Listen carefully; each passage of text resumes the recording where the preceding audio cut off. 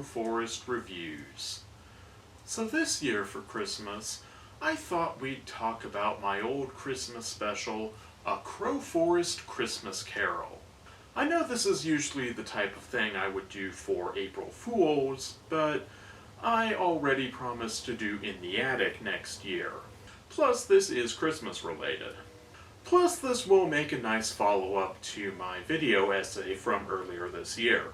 And it's not like I have any other ideas. So, anyway, this is A Crowforest Christmas Carol. So the special opens with Dr. Noonian trying to get Crowforest to participate in Christmas festivities, only to find Crowforest lying on the floor in the throes of despair. Crowforest? Are you alright in the sweet merciful Kalis? What happened to you? And there we have it. A forced setup for a Christmas Carol style 3 ghosts coming in the middle of the night to fix a sad curmudgeon. Which is the genre, for some reason. So anyway, later that night, Crowforest is visited by the first of the ghosts. Or rather, by the Marley stand-in, who is, 0 of 3? Yeah, the famous 3 Ghosts of Christmas is kind of a lie. Or possibly a counting error. One of those. So Bunny, playing the part of Jacob Bunny, tells Crowforest about the upcoming visits from the other 3 Ghosts of Christmas. Crowforest, of course, objects to this because, frankly, it's a dumb idea. Crowforest! I am the ghost of Jacob Bunny. You will be visited by 3 spirits. Ooh. We're not doing that. But Bunny has already paid them, and so we're stuck with this. I have already paid them, and they do not accept cancellations. Woo! What the fuck? Later that night, the second Christmas ghost shows up. This one played by Dr. Noonian. Dr. Noonian wants to take Crowforest on a magical journey through the past to discover long-forgotten truths. But since this is a no-budget production, we don't get any of that. All we get is this. Come with me and hear your tale of Christmas woe. No! Cliff Notes version, if you please. Fine. You used to be happy and love Christmas so much. Thank you for telling me what I already know. Now piss off! I was just about to leave anyway. Toodles! So that's a thing. So later that night, the third ghost, aka Ghost 2, shows up. This one played by, Harvey. I never actually gave him a proper name, did I? I was going for something with his character, but then I just never really followed through. Oh well, missed opportunities. So anyway, Harvey tells Crowforest that he's currently down in the dumps. I'm here to tell you that you are all depressed and emo and shit, and completely unwilling to celebrate Christmas with your friends. Which, yeah, no shit. Thank you for telling me what I already know. Now piss off! Well, Harvey's cameo was certainly worthwhile, but on the plus side, we do get this funny gag where Harvey's prosthetic is constantly falling off, since this was back before I added a strap to it. So there's that. Incidentally, the reason for the inclusion of this gag is that this was a thing that was constantly happening during the filming process of Crowforest the movie. I managed to cut around it in the final product, but there are so many bloopers of that.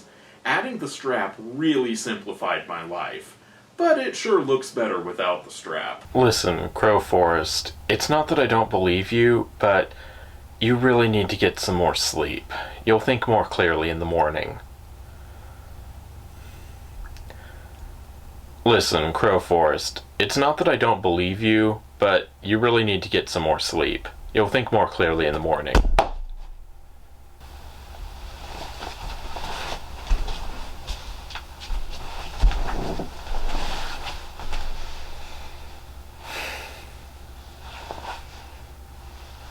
Looking back on these old movies, it is abundantly clear that I used to try harder. Also, if you're wondering why he even has the prosthetic, my original idea was that he was Zuko from Avatar: The Last Airbender, but as I mentioned, that never really went anywhere. Also, the entire reason for him being called Harvey is because Crowforest mistakes him for Harvey Dent from Batman. The other guy with a burned face. So, yeah, there's layers to how dumb this is. Who are you?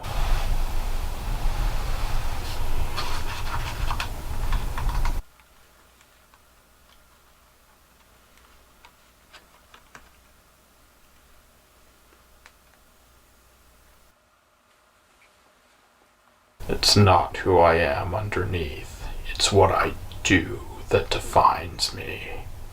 Oh my god. You're Harvey Dent. I'm not Harvey Dent. It all makes sense. The overdramatic trailer lines, the half-burned-away face. I'm not Harvey Dent. Don't worry, Mr. Dent. Your secret identity is safe with me. So there you have it. The exceedingly dumb reason for this mess. But we're getting off track. So anyway, later that night, the third and/or fourth ghost appears, this time played by the Phantom. Which, hey, that actually makes sense. Ghost? Phantom? That's totally a thing!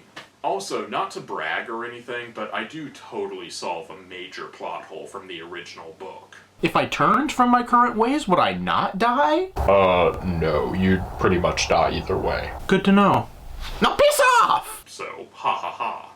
Or ho ho ho, since it's Christmas. I should probably wrap this up. I'm clearly losing it. So later that night, or rather the next morning... Later that night, I mean the next morning... Crowforest wakes up creepily cheerful, and he thanks Bunny for setting up the series of break-ins. Oh, thank you, Bunny. If you hadn't paid those 3 spirits to come break into my house in the middle of the night and tell me things that I already knew, I would never have learned the true meaning of Christmas. Or something. But then we get a twist ending where Crowforest decides to go back to being emo, ignoring the lessons learned from the 3 Christmas ghosts. And all because he doesn't want to review Barbie Nutcracker. I'm gonna go back to being emo now. Wow. I mean, fair, but wow. And the moral of the story is... I don't know, pick something. Also, I guess I'll just briefly mention here that the Thanksgiving special that I did that year, or the one that I had Bunny do for me that year, bridges the gap between Crowforest the movie and A Crowforest Christmas Carol. It occurred to me that I didn't actually have a plan for a Thanksgiving special that year, since Crowforest the movie concluded at the end of my Halloween reviews, and my plan for my Christmas review was to have A Crowforest Christmas Carol address how Crowforest is emo following the events of that movie. And then I'm like, oh shit, it's Thanksgiving and I don't have anything. And this is going to totally mess up my character arc if Crowforest is doing a Thanksgiving review and is perfectly cheerful and whatnot. So I'm like, hey, I should have Bunny do it instead. And thus started the long-running tradition of having various people take over the review for Thanksgiving. Starting, of course, with Bunny, going to Dr. Noonian, then a dinosaur, then Harvey, then Crime Show Fairy, and after that, I think the Phantom. And then I finally got to do one along with Crime Show Fairy. So that was the origin of that. There. So now this totally counts as my Thanksgiving review. So see, I didn't forget. This was totally the plan all along. why don't you believe me? Also, if you're wondering why the review that year was Barbie Nutcracker and not the far more logical Barbie Christmas Carol, poor planning. I did Barbie Christmas Carol the previous year, so I'd already done it. Yes, we are. We did Christmas Carol last year. We're not doing this. Whoops. So that was a Crowforest Christmas Carol. How was it? Honestly, it still holds up pretty well. It's a fun little special with a new take on a classic story. So, go watch it. Seriously, it has like 2 views. Go watch it. I need the views. Go watch it.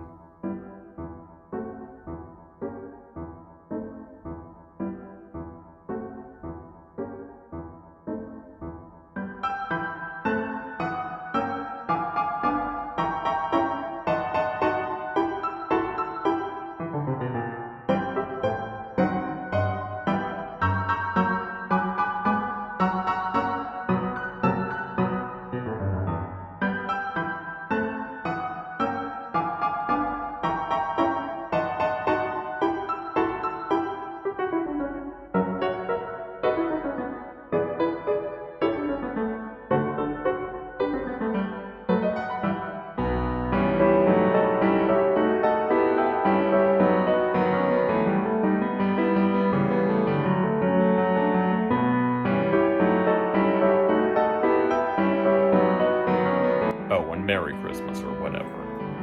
Go watch it.